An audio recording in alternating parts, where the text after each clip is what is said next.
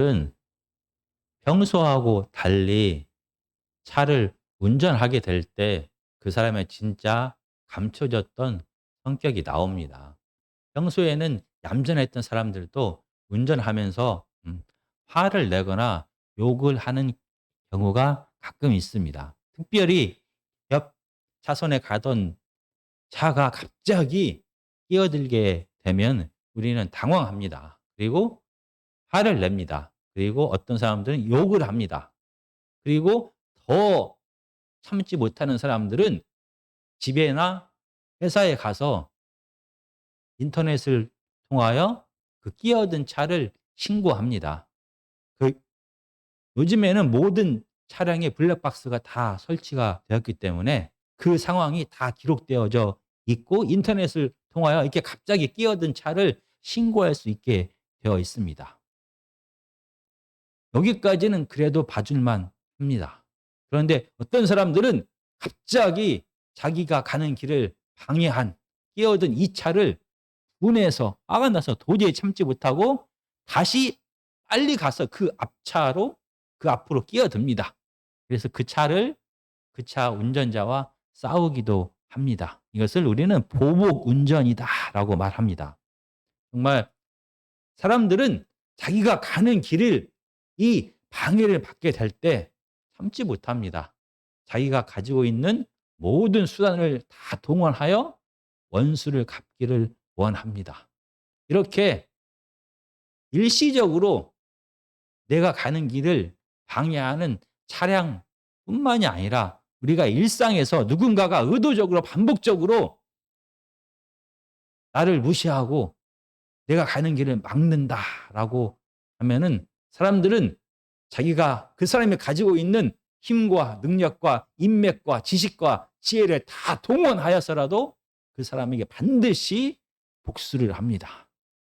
그런데 오늘 본문 마태복음 12장에서는 하나님이신 그러나 완전한 인간이셨던 예수 그리스도께서 예수님의 길을 방해했던 이 바리새인들에 대하여 어떻게 행하셨는지를 기록합니다.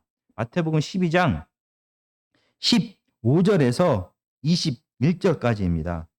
예수께서 아시고 거기를 떠나가시니 많은 사람들이 따르는지라. 예수께서 그들의 병을 다 고치시고 자기를 나타내지 말라 경고하셨으니 이는 선지자 이사야를 통하여 말씀하신 바 보라 내가 택한 종 곧 내 마음에 기뻐하는 바 내가 사랑하는 자로다. 내가 내 영을 그에게 줄 터이니 그가 심판을 이방에 알게 하리라. 그는 다투지도 아니하며 들레지도 아니하리니 아무도 길에서 그 소리를 듣지 못하리라.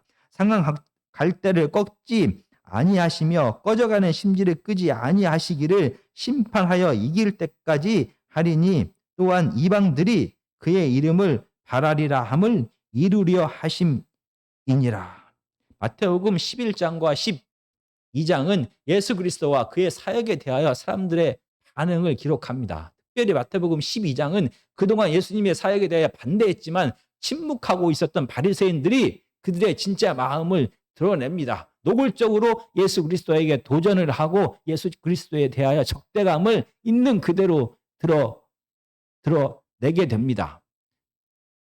이 바리새인들은 먼저 예수님과 제자들이 가장 기본적인 안식일조차 지키지 않는 자다라고 말하며 예수님을 비난했습니다. 이런 바리새인들의 도전에 대하여 구약의 율법을 다시 한번 설명하시면서 안식일을 주신 하나님의 뜻이 무엇인지를 다시 말씀하십니다. 안식일은 일을 하지 않는 날이 아닙니다. 안식일은 바로 하나님께서 창조를 완성하시고 성전에 임재하셔서 통치하시기 시작한 날이 바로 안식일입니다. 따라서 안식일은 하나님의 임재와 통치를 통하여 어둠과 무질서와 죄악이 다 사라져버린 날입니다. 따라서 안식일은 이 죄악과 무질서의 영향을 통하여 생겨난 두려움과 불안과 갈등과 병듦과 공고함이 사라져버리고 하나님의 생명의 풍성함을 통하여 사랑과 기쁨과 자유와 정의가 충만함을 느끼는 날이 바로 안식일인 것입니다. 이렇게 안식일은 일을 하지 않는 날이 아니라 생명을 회복시키는 날이다라는 것을 바리새인들의 회당에서 예수님은 가르치셨습니다. 바리새인들의 이 도전에 이렇게 대답을 하셨습니다. 회당은 바리새인들이 하나님의 율법을 가르치고 심지어 하나님의 율법대로 살지 못했을 경우에 심판까지 하는 곳이 바로 회당이었습니다. 바리새인들의 안방과 같은 회당에서 바리새인들은 그들이 가장 중요하게 생각하는 율법에 대한 권위를 도전받게 된 것입니다. 어쩌면 율법에 대한 권위와 그 영향력으로 그들은 지금 회당을 통하여 그들이 누리고 있는 지위와 명예와 그리고 생활의 안정을 예수님 때문에 잃어버리게 될지도 모릅니다. 그들의 영향력이 감소될 것이 두려웠던 이 바리새인들은 예수님에게 대하여 어떻게 행합니까? 14절은 이렇게 말합니다. 바리새인들이 나가서 어떻게 하여 예수를 죽일까 의논하거늘. 이 바리새인들은 율법을 해석하는 자들입니다. 그들이 잘 알지 못했던 구약의 안식일의 의미를 예수님께서 해석해 주셨습니다. 그러면 그들은 회개하고 감사했어야만 했습니다. 그러나 그들이 지금까지 누리고 있는 이 모든 영향력과 그 영향력의 결과로서 그들의 생활의 안정이 사라져 버릴지도 모른다라는 위협을 받게 되었을 때 바리새인들은 감사하거나 회개한 것이 아니라 예수님을 죽일 계획을 세웁니다. 복수할 것을 계획합니다. 그래서 마태복음은 계속해서 예수 그리스도의 사역에 대하여 예수님에 대하여 바리새인들이 그들의 율법 해석을 통하여 계속 시비를 걸고 반발을 하고 예수님의 사역을 방해하는 것을 계속 기록하고 있습니다. 그리고 그들의 율법 해석과 그들의 백성들에 대한 영향력을 가지고 이 백성들을 동원하여서 마침내 예수 그리스도의 십자가에까지 이끌게 됩니다. 그들은 그들의 자리가 위협을 받게 되자 예수님에 대하여 개인적으로 사적인 복수를 하기 시작했던 것입니다. 이렇게 사람들은 자기를 반대하는 자, 자기의 일을 무시하는 자, 자기의 체면을 깎게 만드는 자를 용서하지 않습니다. 예수님은 이 땅에 하나님으로 오셨습니다. 하나님의 아들로 오셨습니다. 그러나 예수님은 완전한 사람이셨습니다. 그 예수님은 이렇게 예수님에 대하여 반대하는 바리새인들에 대하여 어떻게 행동하셨습니까? 15절과 16절을 제가 다시 읽겠습니다. 예수께서 아시고 거기를 떠나가시니 많은 사람들이 따르는지라 예수께서 그들의 병을 다 고치시고 자기를 나타내지 말라 경고하셨으니. 이렇게 예수님의 길을 막는 예수님께 반대하는 바리새인들에 대하여 예수님은 그 자리를 피하셨습니다. 그리고 자기의 이름을 감추셨습니다. 자기가 더 높아지는 것을 경계하셨습니다. 이상합니다. 예수님은 하나님의 아들이십니다. 그분 자체가 하나님께서 주신 하나님이신 그 능력이 상상을 초월합니다. 예수 그리스도의 길을 막는 자를 예수님의 그 능력으로 아예 눈을 멀게 하거나 입을 닫아버려서 다시는 예수님한테 반대하지 못하게 만들 수도 있습니다. 오늘 본문에서 나오는 것처럼 많은 사람들이 예수 그리스도를 쫓아다녔습니다. 그 사람들을 이용하여 바리새인들이 다시는 회당에서 가르치거나 그 영향력을 행사하지 못하도록 그 길을 막아버릴 수도 있습니다. 모든 것을 다 하실 수 있는 예수님이십니다. 힘과 많은 사람들이 예수님을 따라다녔기 때문에 바리새인들을 예수님이 방해하지 못하도록 회당에서 더 이상 영향력을 미치지 못하도록 할 수 있는 모든 것을 다 갖추신 그분이 이상하게 바리새인들을 피했습니다. 그리고 많은 환자들을 고쳐주신 다음에 내 이름을 드러내지 말라라고 명령하십니다. 갈릴리뿐만이 아니라 온 이스라엘에 예수 그리스도의 이름이 높아지게 되면 예수 그리스도를 반대하는 자들은 배가 아프게 됩니다. 그것도 또 하나의 자기를 반대하는 자들에 대한 복수가 될 수가 있는 것입니다. 그런데 이상하게 바리새인들을 피하고 예수 그리스도의 이름을 감추십니다. 당시 많은 사람들은 이해할 수가 없었습니다. 많은 사람들은 자기를 반대하는 자들을 자기가 가지고 있는 모든 힘과 능력과 인맥과 물질과 지혜와 지식을 다 동원해서라도 반드시 원수를 갚는 것이 바로 사람입니다. 그리고 당시 이스라엘 백성들이 기대했던 메시아는 바로 이런 승리의 메시아였습니다. 모든 적들을 도망가는 것이 아니라 적들을 완전히 전멸하고 승리를 가져오는 자가 바로 메시아인 것입니다. 그래서 그의 이 강력한 힘이 온 세상에 드러나서 모든 사람들이 예수 그 메시아의 이름 앞에 엎드리게 하는 것이 바로 엎드리는 것을 그들이 생각했던, 그들이 기대했던 메시아였던 것입니다. 그런데 이상하게 세상 사람, 그 당시 유대인들이 기대했던 메시아와 달리 예수 그리스도는 적을 향하여 승리를 하고 무찌른 것이 아니라 도리어 숨고 자기의 이름을 드러낸 것이 아니라 자기의 이름을 도리어 감추었습니다. 왜 세상 사람들과 다른 길, 왜 그 이스라엘 백성들이 기대했던 메시아와 다른 길을 예수님은 걷고 있는 것입니까? 이 물음에 대하여 오늘 마태복음은 17장은 이렇게 말합니다. 이는 선지자 이사야를 통하여 말씀하신 바라고 말하면서 이사야 42장에 기록된 하나님의 말씀을 인용합니다. 이 하나님의 말씀이 예수 그리스도의 지금 행동을 왜 그렇게 행동하시는지, 왜 숨고 다니고 왜 이름을 드러내지 않는지를 알게 하신다라고 말합니다. 18절부터 21절을 다시 한번 제가 읽겠습니다. 보라, 내가 택한 종 곧 내 마음에 기뻐하는 바 내가 사랑하는 자로다. 내가 내 영을 그에게 줄 터이니 그가 심판을 이방에 알게 하리라. 그는 다투지도 아니하며 들레지도 아니하리니 아무도 길에서 그 소리를 듣지 못하리라. 상한 갈대를 꺾지 아니하며 꺼져가는 심지를 끄지 아니하기를 심판하여 이길 때까지 하리니 또한 이방들이 그의 이름을 바라리라 함을 이루려 하심이니라.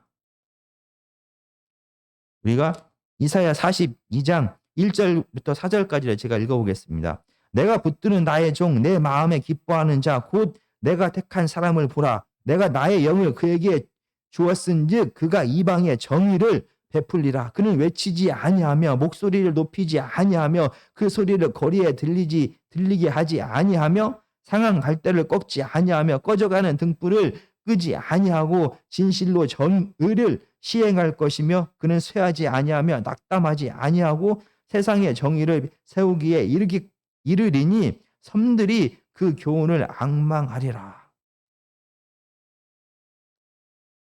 바리새인 예수 그리스도의 적에 대하여 그들을 피하고 예수 그리스도의 이름을 드러내지 않는 것은 바로 이사야 42장에 기록된 하나님의 종의 길을 예수님은 걷고 있는 것이다 라고 마태는 말합니다.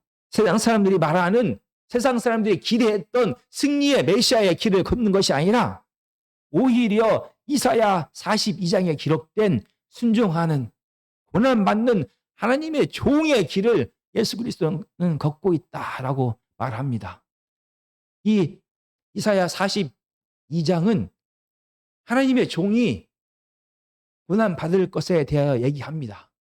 그런데 그것보다 더 중요한 42장에서는 이 고난받는 종의 성품에 대하여 이야기합니다. 그리고 이 고난받는 종이 그의 성품에 따라서 구체적으로 사역을 어떻게 성취해 나가는지를 이야기하고 있는 것입니다. 오늘 마태복음 12장에서는 이 적들과의 상황에서 적들이 예수님의 사역을 방해하고 있을 때 예수님은 어떻게 예수님의 성품을 드러내면서 일하시는지를 보여줍니다. 그래서 예수님의 성품이 어떠하고 그리고 구체적으로 예수님께서 어떠한 방법으로 이 사역을 계속 이어가는지를 구체적으로 이사야의 말씀을 통하여 적용합니다.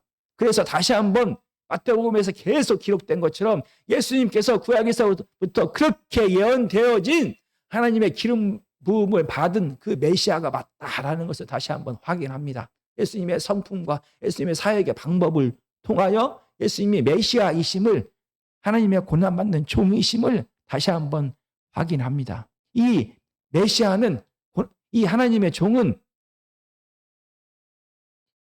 다투지도 아니하고 자기를 방해하는 자들에 대하여 그들과 다투지 않고 변명하지도 않고 소리 내서 울면서 내가 억울합니다 라고 자신이 피해자인 것처럼 드러내지도 아니하고 아무 말도 않고 침묵한다 라고 말합니다. 자기의 적들을 향하여 힘을 발휘하는 것이 아니라 도리어 그들과 다투지 않고, 그렇다고 해서 피하지도 않고, 그렇다고 해서 변명하지도 않고 조용히 침묵하고 있다라고 말합니다.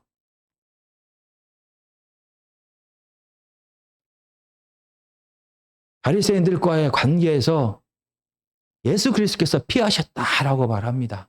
이 말은 바리새인들의 말을 예수님께서 호응하시고 인정하셨다라는 뜻이 아닙니다. 바리새인들의 도전에 대하여 예수님께서 피하셨다라는 뜻이 아닙니다. 마태복음 처음부터 끝까지 계속해서 바리새인들이 하나님의 율법을 잘못 해석했다라고 계속해서 말씀하십니다.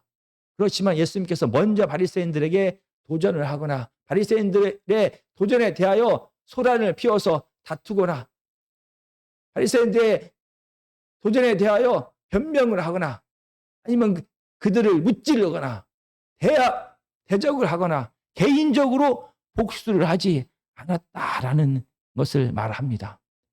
바리새인들은 자기의 권위가, 자기의 자리가 위협을 받자 예수 그리스도를 개인적으로 복수하기 시작합니다. 그들이 가지고 있는 율법과 그들을 따르는 사람들을 통하여 예수 그리스도의 사역을 방해하면서 예수 그리스도에게 복수를 했습니다. 그런데 오늘 본문에서 예수님을 대항하는, 예수님과 대적하고 있는 이 바리새인들에 대하여 예수 그리스도는 개인적으로 복수하지 않으셨다. 그들과 다투지도 않고 많은 사람들 앞에서 그 일들에 대하여 변명하지도 않고 그 에너지를, 그 힘을, 그의 마음을 이 다툼에 사용하지 않았다라고 말합니다. 그렇다고 하면 예수 그리스도께서는 적들이 공격하고 있는 상황 속에서 그들과 다투지도 않으면서 그럼 예수 그리스도께서는 무엇을 하셨습니까? 20절은 이렇게 말합니다. 상한 갈대를 꺾지 아니하며 꺼져가는 심지를 끄지 아니하시기를 심판하여 이길 때까지 하리니.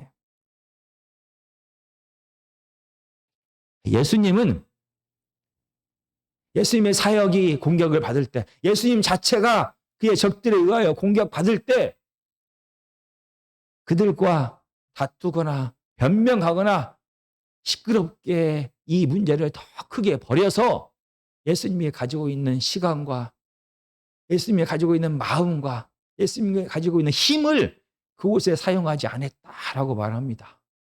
그리고 대신에 예수님은 상한 갈대와 꺼져가는 심지를 돌보셨다라고 성경은 말합니다. 당시 배경에서 갈대는 너무나 흔합니다. 너무나 많이 있습니다. 그래서 그렇게 중요한 물건이 아닙니다. 그래서 값도 쌌습니다. 그렇지만 이 갈대는 물건의 길이를 측량하거나 물건을 지탱해 주는 데 사용했습니다. 그런데 만약에 이 갈대가 구부러지거나 찢어지게 될 경우에는 아무 소용이 없습니다. 이 갈대가 너무나 비싸서 이 상해버린 갈대, 이거를 다시 회복시키기 위하여 뭔가 노력을 할 필요가 없습니다. 갈대는 너무나 흔해서 쓸모가 없어져 버린 상한 갈대, 구부러진 갈대는 버려버리면 됩니다. 마찬가지입니다. 이 심지는 등불을 밝히는 것입니다. 너무나 흔하게 사용되는 실이나 천을 천이 이 심지의 등불의 심지 역할을 하게 되었습니다. 그런데 만약 심지가 불을 내지 못하고 빛을 내지 못하고 연기만 계속해서 내고 있다라고 하면 어떻게 되는 것입니까? 불이 비춰줘야 되는데 그 사명을 감당하지 못하고 연기만 내고 있는 심지는 뽑아서 버리면 됩니다. 뽑지 않고 연기만 풀풀 나고 있는 이 심지를 계속 두면은 방만 이 연기로 가득하게 돼서 불편하게 됩니다. 이 심지 역시 너무나 흔합니다. 연기만 내고 있는 아무런 제 기능을 발휘하지 못하는 이 심지를 다시 회복시킬 수고와 노력을 할 필요가 없습니다. 그냥 버려버리면 됩니다. 당시 배경 속에서 유태인 남자가 아닌 여자와 아이들과 병자와 가난한 자, 세리와 죄인들은 이 상한 갈대와 같은 자들입니다.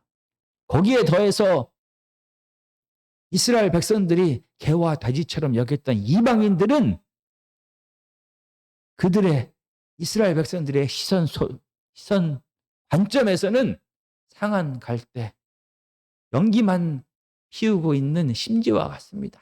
아무런 쓸모가 없습니다. 아무런 귀중하지도 않습니다. 그냥 버려버리면 되고 다시 새로운 것으로 바꿔버리면 됩니다.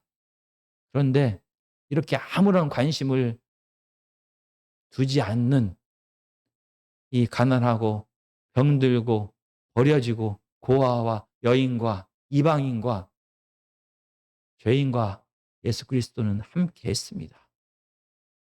예수님께서는 그의 시간과 마음과 그의 힘 모든 것을 이 죄인들과 함께 하는데 사용했습니다.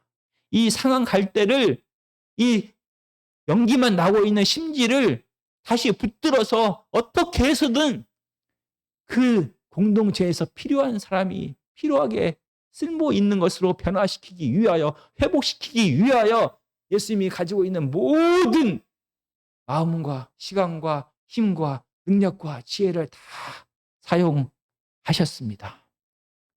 예수님의 적들이 예수님을 향하여 비난하고 모함하고 반대하고 죽일 계획을 세우고 있음에도 불구하고 예수님은 그들과 싸울 시간이 없었습니다. 그들과 다툴 마음의 여유가 없었습니다. 그들에게 예수님이 많은 사람들이 나는 그렇지 않다라고 변명하지도 했습니다. 예수님의 모든 시간과 마음과 에너지는 이 상한 갈대와 연기만 피워내고 있는 사람들에게 버림받은 죄인들을 회복시키고 그들을 위로하고 그들에게 다시 한번 생명의 충만함을 맛보는 그 사역을 하는데 쏟을 수밖에 없었던 것입니다. 세상 사람들은 원수를 갚습니다. 세상의 지도자들은 자기가 가지고 있는 힘을 감히 자기를 무시하고 자기를 방해하는 모든 적들을 다 멸하는데 사용합니다. 그러나 이 기름 부음을 받은 하나님의 종 예수님은 모든 힘과 사랑과 에너지를 사람들이 보기에 쓸모없다라고 말하는 버려진 이 죄인들에게 상한 갈대에 다 쏟고 계셨습니다. 언제까지? 하나님의 나라가 임하여 이 땅에 하나님의 심판이 임하여 이 땅에 정의가 완성되는 그날까지 결국은 예수 그리스도께서 다시 재림하실 때까지 하나님이 임재하셔서 이 세상에 끝날 때까지 이 예수 그리스도의 이 생명 나누는 사명은 계속되었다라는 것입니다. 원수와 싸워서 복수하기보다는 예수 그리스도는 상한 자들과 함께하면서 그들의 생명을 회복시키는데 모든 힘을 다 쏟았다라는 것입니다. 이런 하나님의 종이 세상에 필요합니다. 이런 하나님의 종이 바로 이방인들까지 그들에게도 희망이 되고 소망이 된다라고 오늘 성경은 말합니다. 만약에 우리가 도로에서 운전을 하는데 누군가가 우리가 가는 길을 방해합니다. 끼어들게 됩니다. 그러면 어떻게 합니까? 다시 보복 운전을 하여서 그 사람과 다투어서 우리 속에 있는 그 감히 내 길을 막어라고 하는 이 분함을 다 풀어버리면 속이 시원할 것 같습니다. 그런데 그렇게 하는 사람은 적습니다. 왜냐하면 우리는 해야 될 소중한 일이 있기 때문입니다. 그래서 그냥 욕 한번 하고 참고 그 길을 가고 있는 그 길에 계속해서 멈추지 않고 가게 됩니다. 그런데 이렇게 모르는 사람이 한 번 내 길을 방해하는 것이 아니라 일상에서 누군가가 내 길을 방해하고 나를 무시하고 나를 의도적으로 모함하고 내게 반대하는 것을 계속하게 되면은 우리는 어떻게 해야 되는 것입니까? 사람은 참 마음이 넓은 것 같아도 마음이 참 좁습니다. 사람은 내 마음을 상하게 한 자, 내 길을 막는 자, 나를 무시한 자 절대 용서할 수가 없습니다. 내 시간과 내 물질과 내 지능과 내 지혜와 내 모든 것이 손해 볼지라도 반드시 내 길을 막는 자에게 원수를 갚고야 합니다. 그래야 속이 시원합니다. 내가 그 원수 갚는데 사용하는 그 시간, 그 물질, 그 재능을 더 소중한 곳에 사용해야 된다라는 것을 알면서도 사람들은 결코 그 일을 포기하지 못합니다.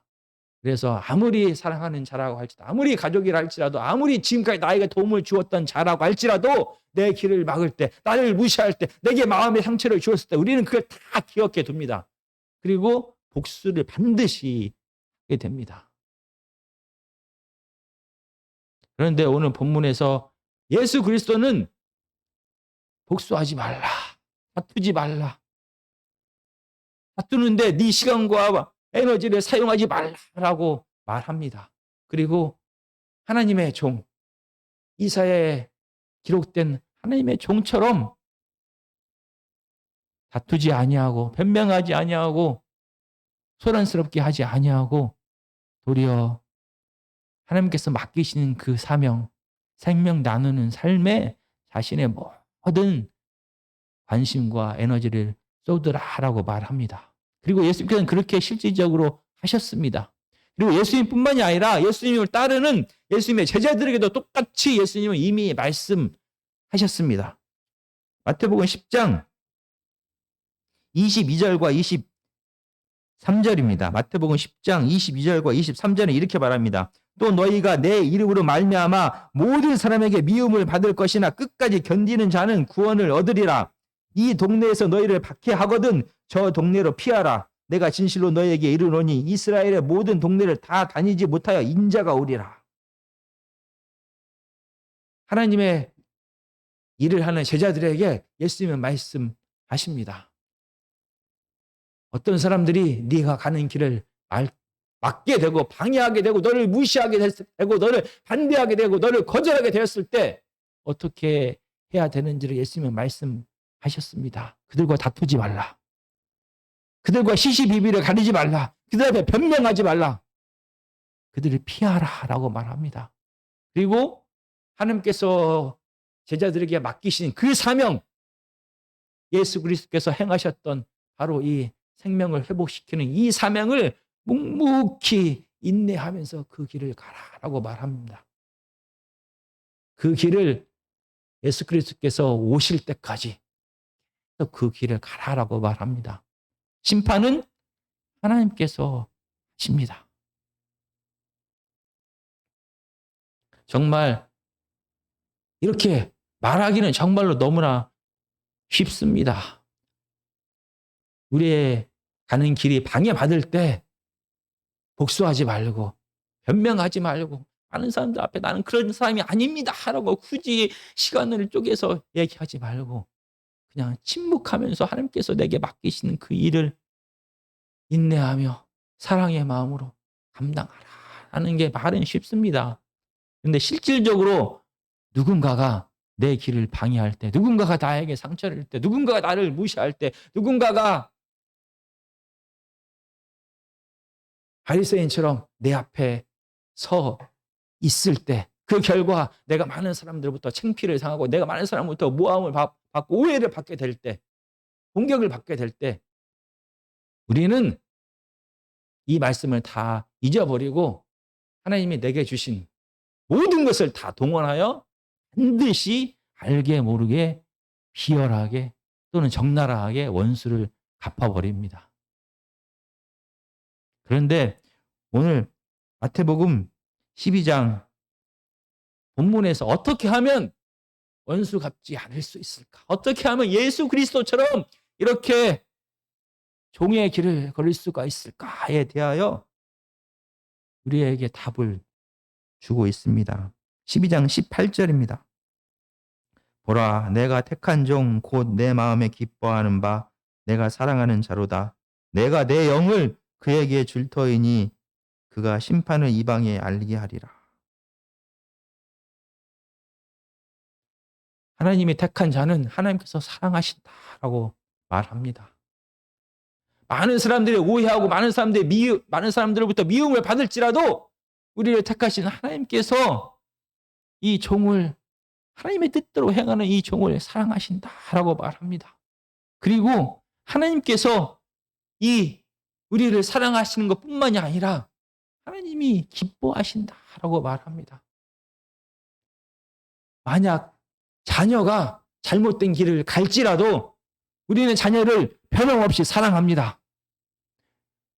우리는 우리가 사랑하는 자가 비록 실수했을지라도 그를 변함없이 사랑합니다. 그런데 우리가 사랑하는 자가 옳은 길을 가지 않을 때 그걸 기뻐하는 것은 아닙니다. 그런데 오늘 본문에서는 하나님의 뜻대로 이 고난의 종 예수 그리스도처럼 십자가를 대신 짊어지고 묵묵히 끝까지 하나님께서 맡기실 사명을 감당하는 자를 하나님이 기뻐하신다라고 말하는 것입니다. 복수하지 아니하고 변명하지 아니하고 다투지 아니하고 내가 가지고 있는 모든 에너지를 힘을 한 영혼을 향하여 변함없이 사랑하며 끝까지 그의 회복을 위하여 우리가 쏟아 부을 때 하나님께서 우리를 기뻐하신다라고 말합니다. 하나님을 사랑하는 자, 하나님의 자녀는 하나님 아버지가 기뻐하신 일을 행하는 자가 바로 하나님의 자녀인 것입니다. 하나님이 우리를 사랑한 것처럼 우리가 하나님을 정말로 사랑한다면은 우리는 하나님께서 기뻐하시는 일, 복수하는데 우리의 삶을 다 쓰는 것이 아니라 하나님께서 맡기신 사명을 감당하는데 우리의 사명을, 우리의 시간을 다 사용해야만 되는 것입니다. 그리고 어떻게 우리가 그 길을 갈 수 있는지 말합니다. 하나님의 영을 부어주시겠다라고 말합니다. 내 지식과 내 경험과 내 인내와 내 성품으로는 도저히 용서할 수 없습니다. 반드시 복수를 하고야 말해야 됩니다. 그래야 내 속이 시원합니다. 이게 당연합니다. 그런데 하나님께서는 하나님의 사역을 하는 자들에게 하나님의 영을 부어주시겠다라고 말합니다. 하나님의 성령이 우리와 함께 계셔서 우리에게 충만하게 임하셔서 우리의 생각과 우리의 말과 우리의 행동을 통제하기 시작합니다. 하나님의 임재와 다스림을 통해서만 하나님의 영이 우리를 다스릴 때만 우리는 비로소 이 복수하지 않는 자가 되고 적들이 우리를 사방으로 애워쌀지라도 하나님께서 맡기신 사명을 끝까지 감당하게 되는 것입니다. 정말 우리에게 주어진 시간은 너무나 짧습니다. 우리에게 주어진 힘과 우리에게 주어진 지혜와 우리에게 주어진 기회는 너무나 짧습니다. 이 짧은 생을 살아가면서 우리는 복수하면서 변명하면서 다투면서 이 생을 마감할 것인지 아니면 우리에게 주어진 이 소중한 시간을, 우리에게 주어진 모든 것을 헌정을 사랑하는데, 헌정을 회복시키는데 쏟으며 살아갈 것인지 우리는 결정해야만 되는 것입니다. 하나님의 자녀는 하나님을 기쁘게 하는 자고, 하나님께서 기뻐하시는 일은 생명을 회복시키는 이 사역이다라는 것을 늘 기억해야 됩니다. 그리고 하나님 앞에 성령께서 충만하게 우리를 임하셔서 우리가 하나님의 뜻대로 말하고 행동하고 사랑하면서 살아가는 자가 될 수 있기를 늘 기도하는 우리 아멘교회 성도님들이 다 되었으면 좋겠습니다.